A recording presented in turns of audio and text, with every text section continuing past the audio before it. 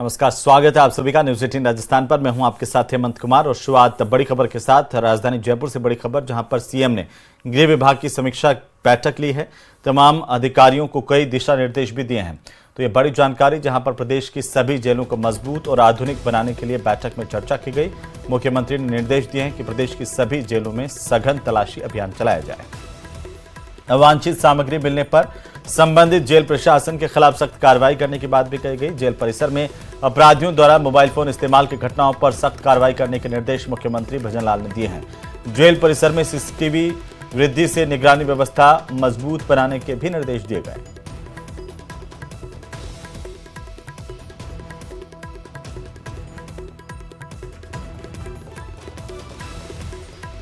CM Bhajanlal ने आज गृह विभाग की समीक्षा बैठक की, जिसमें जेल परिसर में कैसे सुरक्षा को और मजबूत किया जाए, सीसीटीवी से निगरानी व्यवस्था कैसे बढ़ाई जाए, इसे लेकर के कई महत्वपूर्ण निर्देश दिए गए हैं। सीएमआर में ये गृह विभाग की समीक्षा बैठक आयोजित की गई, जिसमें गृह विभाग के तमाम अधिकारी मौजूद रहे।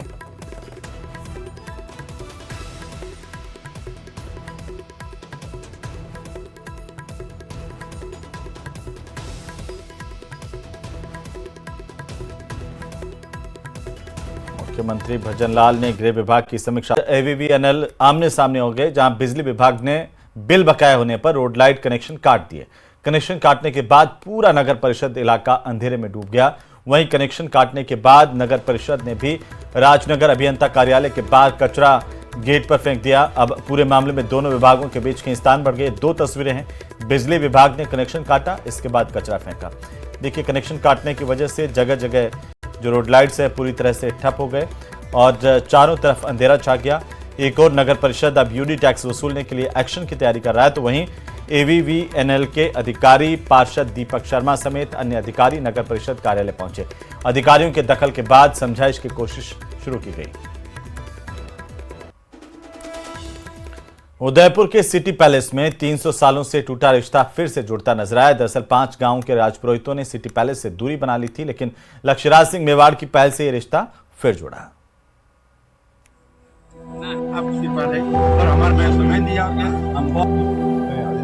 भावुक कर गया राज परिवार का बुलावा। गिले शिकवे भुलाकर खिंचे चले आए।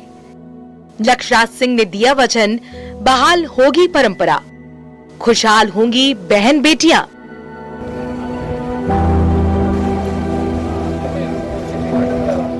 भावनाओं को शब्दों की जरूरत नहीं होती, इसीलिए पिता के निधन के बाद बेटे लक्ष्यराज सिंह मेवाड़ ने मारवाड़ के 5 गांव के राजपुरोहितों को याद किया। 300 साल बाद राजपुरोहित उदयपुर के सिटी पैलेस पहुंचे। मेजबान और मेहमान ने एक दूसरे का खूब आभार जताया। लेकिन ऐसा हुआ क्या जो 5 गांव के राजपुरोहितों ने सिटी पैलेस आना बंद कर दिया? ग्रामीण बताते हैं कि महाराणा प्रताप के साथ हल्दी घाटी का युद्ध लड़ते हुए नारायण दास राजपुरोहित वीर गति को प्राप्त हुए थे।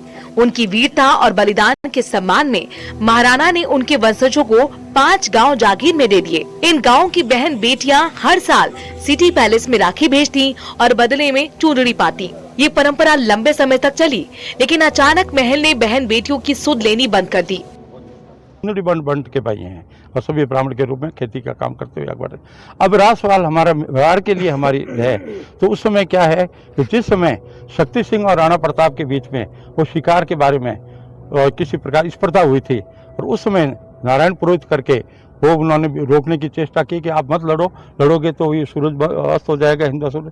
तो उन्होंने फिर कहा था, पुरोहित मुथो मारी जियो, राणा भाया राड़, शक्ति सिंह सोगन सठे मुथा तजी मेवाड़। और उसके बाद समय के साथ संप्रत की दी शक्तियां बड़े बड़े बीजल बाढ़। बुजुर्गों ने भी बहन बेटियों को वचन दे दिया कि जब तक बुलावा नहीं आएगा, गांव का कोई राजपुरोहित सिटी पैलेस नहीं जाएगा। बुलावा नहीं आने पर यह परंपरा धीरे धीरे खत्म हो गई। लक्ष्यराज सिंह मेवाड़ ने इस परंपरा को दोबारा शुरू करने की सोची। इसमें कोई संदेह नहीं कि इतने वर्षों का जो है वो दूरियां जरूर रही, पर ऐसे वक्त के ऊपर सब लोग वापस एकत्रित हुए हैं। धन्यवाद जो है वो शायद सबसे बौना शब्द होगा, पर मेरे को, मेरे परिवार को ऐसे वक्त के अंदर सांत्वना दी, हिम्मत दी। मैं सभी का जो है वो बहुत बहुत आभार व्यक्त करता हूँ। और हम दोनों परिवार लोगों ने जो है अभी बात करी है कि जो है अब वापस इन दूरियों को जो है वो बीच में कभी नहीं आने देंगे। लक्षराज सिंह मेवाड़ ने टेलीफोन के जरिए इन गांव के लोगों को सिटी पैलेस आने का आमंत्रण भेजकर 300 सालों से ठहरी परंपरा को पुनः जीवित करने की पहल की। जो है वो जरूर जो है वो कायम होगी और जो विधिवत जो चीजें पहले से जो चलती हुई आ रही थी उन सारी चीजों को, उन सारी विधियों को पुनः जो है वो वापस उनको शुरू किया जाएगा, श्री गणेश किया जाएगा। इस मौके पर लक्षराज सिंह ने इन गांव के प्रतिनिधियों को अरविंद सिंह मेवाड़ की एक बड़ी तस्वीर भेंट की और कहा कि यहाँ के दरवाजे आपके लिए खुले हैं। गांव वालों ने भी लक्षराज सिंह मेवाड़ को उनके गांव आने का न्योता दिया। 300 साल बाद फिर से सजीव हुई इस परंपरा ने ये साबित कर दिया है कि इतिहास और रिश्तों की जड़ें कितनी गहरी होती हैं। न्यूज़ 18 राजस्थान के लिए उदयपुर से कपिल श्रीमाली की रिपोर्ट।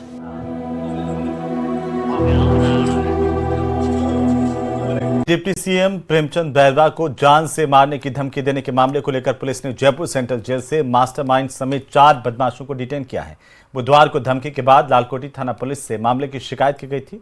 पुलिस की जांच में फोन की लोकेशन जयपुर सेंट्रल जेल में मिली थी। इसके बाद पुलिस की एक टीम जेल पहुंची।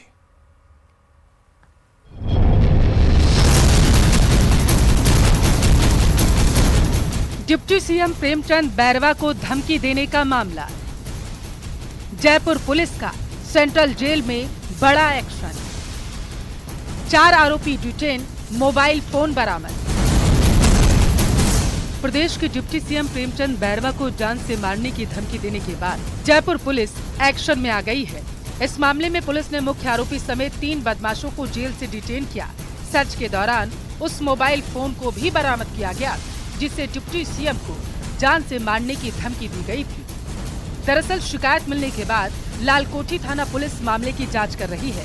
इस दौरान फोन कॉल की लोकेशन जयपुर सेंट्रल जेल मिली, जिसके बाद पुलिस की एक टीम जेल पहुंची, जहां सर्च ऑपरेशन शुरू किया गया। इस दौरान पुलिस ने 4 बदमाशों को हिरासत में लिया।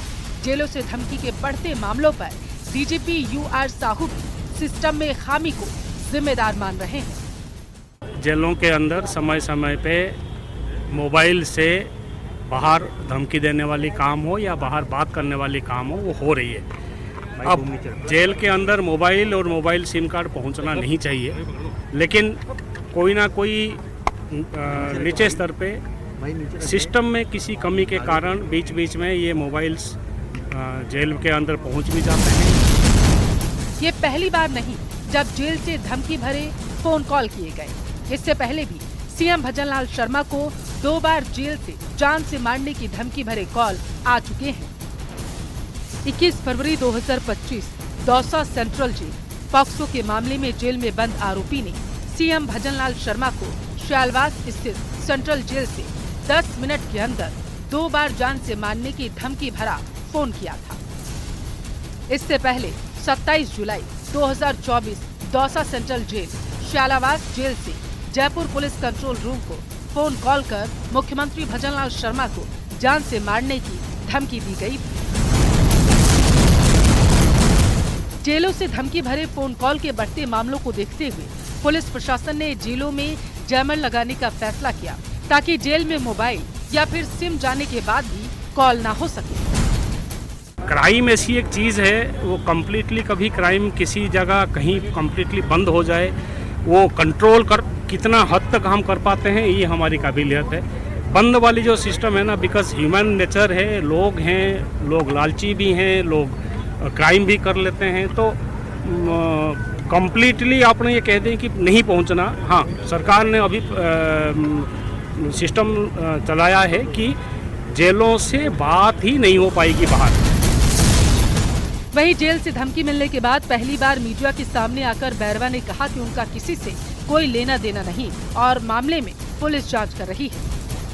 देश के लिए काम कर रहे हैं और देश की सेवा करने के लिए, और मैं मानता हूं कि ऐसी कोई भावना भी नहीं रही होगी, लेकिन कोई छिछोरी हरकत इस तरह की करी होगी। मैं मानता हूं कि मेरा किसी से कोई लेना देना नहीं है, न किसी का बुरा करना। प्रदेश की जिन जेलों से फोन कॉल के जरिए सीएम और डिप्टी सीएम को जान से मारने की धमकी मिली, वहां बेहद खूंखार कैदी रहते हैं, जहां कड़ी सुरक्षा होती है। ऐसे में कैदियों तक मोबाइल फोन और सिम का पहुंचना बेहद गंभीर मुद्दा है। हालांकि डीजीपी साहू भी मान रहे हैं कि इस लापरवाही में सिस्टम की खामी और निचले स्तर के कर्मचारियों की मिलीभगत हो सकती है। जयपुर से रोशन शर्मा की रिपोर्ट।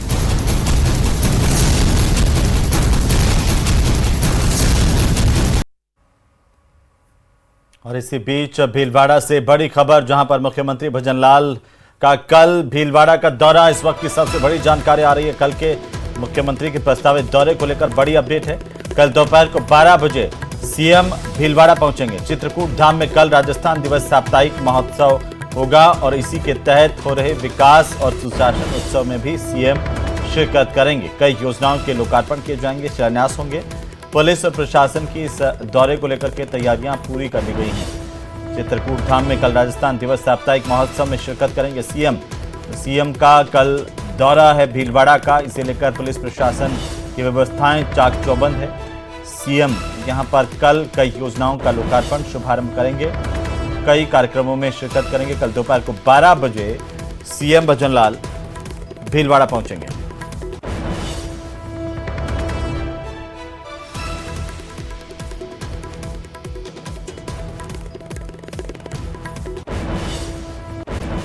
कोटा के मुकुंदरा हिल्स टाइगर रिजर्व इलाके में बसे शंभुपुरा गांव के सीनियर सेकेंडरी स्कूल के पास झाड़ियों में भालू का शावक आ गया और करीब 1 महीने का यह शावक मां से बिछड़कर झाड़ियों में छिपा हुआ था। आवाज सुनकर 10वीं के छात्र नरेश और गोलू इसे स्कूल में लेकर के आ गए। पीटीआई मंजू कुमारी और छात्रों ने भालू के शावक को स्कूल के कमरे में सुरक्षित रखवाकर सूचना वन्य जीव विभाग को दी। इस पर senior veterinary doctor Vilasrao Gulhane, सहायक वनपाल बुद्धराम, कविता सुमन मौके पर पहुंचे, जहां से भालू के शावक को रेस्क्यू कर अभेड़ा बायोलॉजिकल पार्क में लाया गया।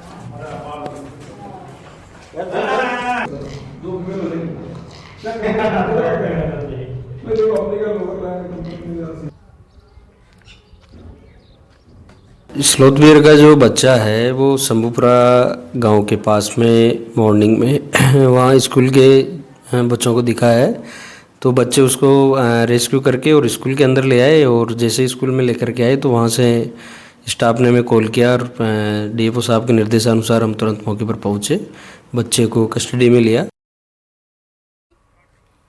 उधर श्रीगंगानगर के सूरतगढ़ इलाके में पुलिस ने 2 संदिग्ध बांग्लादेशियों को डिटेन किया है। दोनों संदिग्ध हरप्रभ आश्रम में पिछले कई सालों से रह रहे थे। दोनों संदिग्धों से जेआईसी में गहनता से पूछताछ हो रही है ताकि उनसे सामरिक महत्व वाले सूरतगढ़ इलाके में रहने की असली वजह सामने आ सके। दोनों संदिग्धों की पहचान 30 साल के उज्जवल तुहीन खान, 40 साल के अमीरुल इस्लाम के तौर पर की गई। दोनों संदिग्ध लावारिस हालत में 2018 और 2022 में सूरतगढ़ रेलवे स्टेशन पर मिले थे। पुलिस मुख्यालय द्वारा एक अभियान चल रहा है जिसके तहत बांग्लादेशी और ऐसे लोग जो कि बाहर से अवैध रूप से आकर के रह रहे हैं उनकी सर्च करना, उनके बारे में जानकारी एकत्रित करना, उनके खिलाफ नियमानुसार कार्रवाई करने के डायरेक्शंस मिले हैं। इस क्रम में सीआईडी जोन और पुलिस की संयुक्त टीम ने कई जगह पर सर्च अभियान चलाया। इसी क्रम में सूरतगढ़ में हतप्रत आश्रम में 2 ऐसे व्यक्ति मिले जो संदिग्ध लग रहे थे। उनकी जब डिटेल अनुसंधान किया गया, उनसे पूछताछ की गई तो ये पता चला कि वो बांग्लादेश से आए हैं। उधर केंद्र के बाद अब राजस्थान में भी बीजेपी सौगात मोदी अभियान को लॉन्च करने जा रही है। ईद से पहले प्रदेश के गरीब मुसलमानों को राशन किट वितरित करने का प्लान तैयार है। ईद के मौके पर देश भर में 32 लाख मुस्लिम परिवारों को राशन किट पहुंचाने के लिए बीजेपी की तरफ से शुरू किया गया यह अभियान सौगात मोदी अभियान राजस्थान में भी लॉन्च हो रहा है। पार्टी ने राजस्थान में गरीब मुस्लिम परिवारों को राशन किट बांटने का फैसला किया है। इसकी जिम्मेदारी बीजेपी अल्पसंख्यक मोर्चे को दी गई है। बीजेपी मुख्यालय में अल्पसंख्यक मोर्चा के प्रदेशाध्यक्ष हमीद खान मेवाती ने कहा कि ईद का चांद दिखने से पहले 1,786 परिवारों को जयपुर समेत प्रदेश भर में ये राशन किट वितरित किए जाएंगे। इसकी शुरुआत कल सांगानेर विधानसभा क्षेत्र से होगी, जहां इस किट में चावल, चीनी, सेवइयां, खीर, खजूर, ड्राई फ्रूट और आटा है। मोदी जी के नाम से एक अभियान शुरू किया है हमारे राष्ट्रीय अध्यक्ष जमाल सिद्दीकी साहब ने, जो पूरे देश के अंदर 32 लाख परिवारों में